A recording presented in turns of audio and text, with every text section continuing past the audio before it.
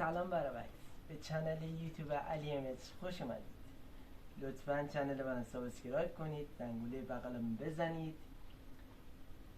تا هر موقع ویدیو جدیدی گذاشتیم نوتیفیکیشنش براتون ارسال بشه و شما اولین نفری باشید که از ویدیو جدید من با خبر میشید. لطفا تا آخر این ویدیو با من همراه باشید